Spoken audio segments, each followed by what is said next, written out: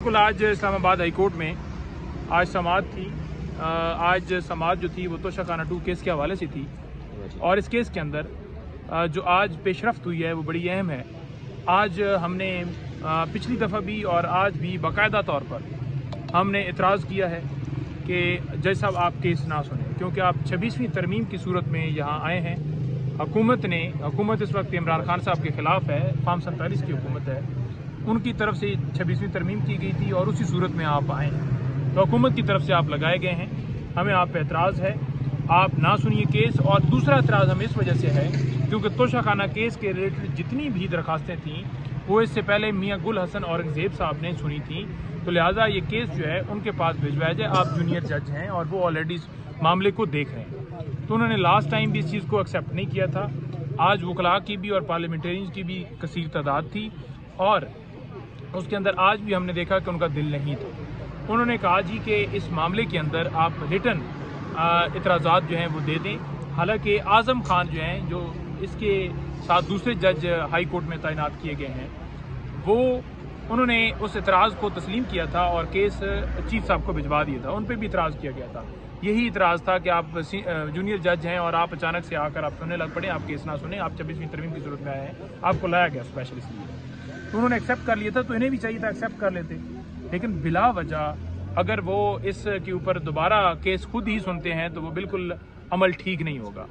मैं अभी अडयाला जेल जा रहा हूँ, मेरे साथ बैरिस्टर मुबशर साहब भी मौजूद हैं और खान साहब से हमारी मुलाकात होगी। आज तोशाखाना केस की जो है समाअत है अडयाला जेल में, बुशरा बीबी साहबा को भी पेश किया जाएगा और पार्टी के हवाले से जो डायरेक्शंस हैं वो खान साहब से जो है वो वहाँ पर डिस्कशन होगी। जो खान साहब जो पार्टी की तरफ से हैं वो खान साहब को बताई जाएंगी। हमारी गुफ्तगू हर हवाले से हो जाती है, बाकी भी चीज़ें जो हैं वो लीगल जो पहलू हैं वो भी देखे जाते हैं और हमारी तैयारियां आने वाले जो 8 फरवरी है उसके ऊपर तमाम मरकूज़ हैं। तंजीम में भी तब्दीलियां हो चुकी हैं, KP में भी और पंजाब में भी, और इंशाल्लाह हमें पूरी उम्मीद है कि ये एक बेहतरीन जो है वो जलसा जो है मुनक़िद होगा, बेहतरीन इज्तिमा होगा। खान साहब हमेशा अपने खिलाड़ियों को आगे पीछे खिलाते रहते हैं, लेकिन वो टीम का हिस्सा होते हैं। इसका कथन का ये मतलब नहीं होता कि कोई बंदा जो है वो आउट हो गया या इन हो गया, बल्कि वो समझते हैं कि इस बंदे के ऊपर ज़्यादा जिम्मेदारी है तो दूसरा बंदा उसका हाथ बटाए। आप बाउंड्री की किस साइड पे खड़े होंगे? जी, आप बाउंड्री की किस साइड पे खड़े होंगे? हम तो इमरान खान के साथ खड़े होंगे। नहीं, खिलाड़ी है ना खान साहब के, क्या जलसे में रोल प्ले करें? देखें, मैं तो हमेशा जब भी कॉल आई है, हम मुबशर साथ खड़ा है, हम तो हमेशा पूरा लीड किया है हमने, हम हर जगह पहुँचे हैं, हम हर जगह हमने अपना टारगेट अचीव किया है।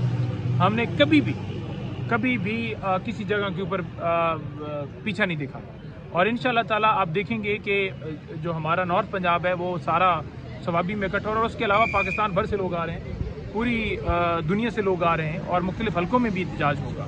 इंशाल्लाह कामयाब एहतजाज होगा और आप देखेंगे कि वाकई पूरी दुनिया में ये मैसेज जाएगा कि किस तरह पाकिस्तान के अंदर 8 फरवरी को ब्लैक डे के तौर पर। सर, इंतजार पंजोता के साथ आपकी पिक्चर एक वायरल हुई है, तो क्या इंतजार पंजोता साहब भी वापस आ रहे हैं मैदान में? इंतजार पंजोता रात को मेरे साथ इस्लामाबाद पहुंच गए हैं, इस वक्त वो इस्लामाबाद में हैं और आज दिन में ही बल्कि आपके सामने किसी न किसी जगह मंजर नामे पे आएंगे, आपसे उनकी मुलाकात होगी।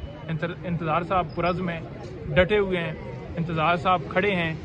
पहले दिन ही जब वो उनको छोड़ा गया था उस वक्त ही उनका पहला बयान ये था कि मैं इमरान खान के साथ था, हूँ और रहूँगा। सर ये बताइएगा, आपने खान साहब से ये बात की थी कि इंतजार भाई भी अब मतलब मैंने बिल्कुल की थी और खान साहब खुद विलिंग हैं कि वो आए, ज्वाइन करें, अब वो अपनी जिम्मेदारियाँ लें।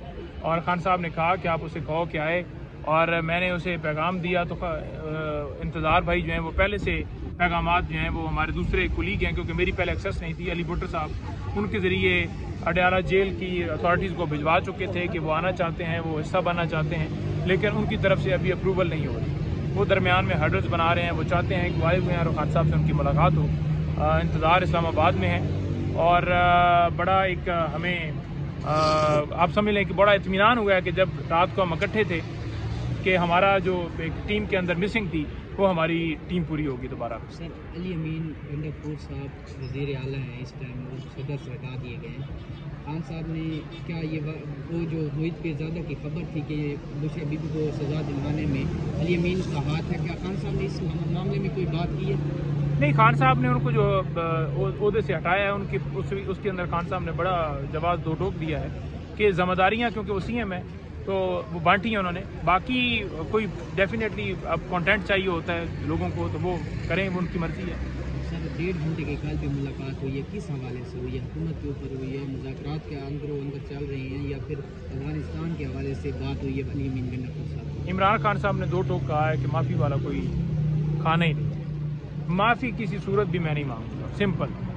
ठीक है, मैं अपनी जगह पर अपने माफ़ी वो मांगे जिन्होंने ये सब किया है, इसलिए हम कह रहे हैं जुडिशल कमीशन बनाए। अगर जुडिशल कमीशन नहीं बनाते तो फिर कौन से मुज़ाकरात और कौन सी बात। बिल्कुल पाकिस्तान तरीके इंसाफ नहीं बैठ रही, बिल्कुल मज़ामत की पॉलिसी हमारी जो है वो बरकरार है। कौम इमरान खान के साथ खड़ी है और इमरान खान साहब कौम के साथ खड़े हैं।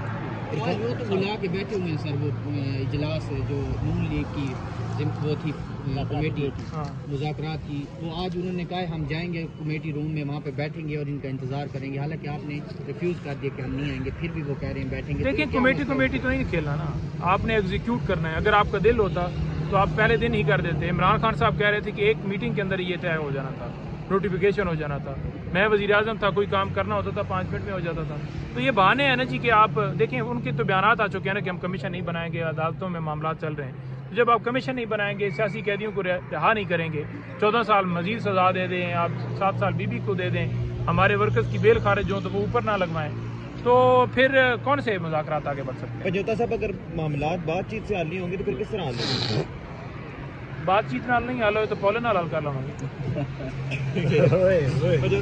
बड़ी रिस्पेक्ट करते हैं, आप बड़े लायक वकील हैं, ऐसी कोई बात नहीं। हम तो आपको बुलाते रहते हैं केसेस में, मामून भी मुकर्रर करते हैं। अटॉर्नी जनरल पाकिस्तान फ़ौरन खड़े हुए, जाके उन्होंने कंधे जो है वो पकड़े उनके सलाउद्दीन साहब के, उन्होंने भी ज़रा उनके कंधे थपथपाए और उनको ज़रा कंधे पकड़े और के बस ज़रा ठंडे हो जाएं, कोई मसला नहीं है, ईजी हो जाएं। और फिर मोहम्मद अली मजहर साहब ने जो है वो माजरत की उनसे, शायद जमील साहब से। ज़ाहिर है शायद जमील साहब से माजरत का मतलब यह है कि उन्होंने उनसे भी माफ़ी मांगी जो सलाउद्दीन साहब हैं, क्योंकि उन्होंने वो बहुत गलत एक इल्ज़ाम लगाया था। मोहम्मद अली मजहर साहब को ये नहीं करना चाहिए था।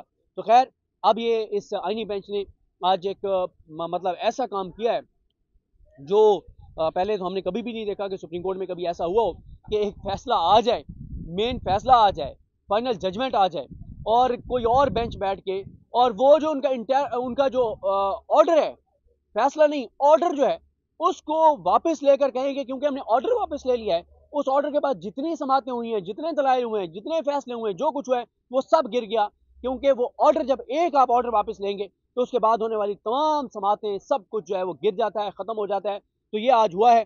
उन्होंने ये भी जजेस पे इल्ज़ामात लगाए और बहरहाल वो जो आज की पूरी प्रोसीडिंग का हवाल है उसमें मैं आपको बताऊंगा कि मंसूर अली शाह साहब पर और अकील अब्बासी साहब पर क्या क्या इल्ज़ामात लगाए गए हैं, क्या क्या कहा गया है, किस जज ने क्या कहा, समात में क्या होता रहा, मुकम्मल अहवाल भी आपके साथ शेयर करेंगे।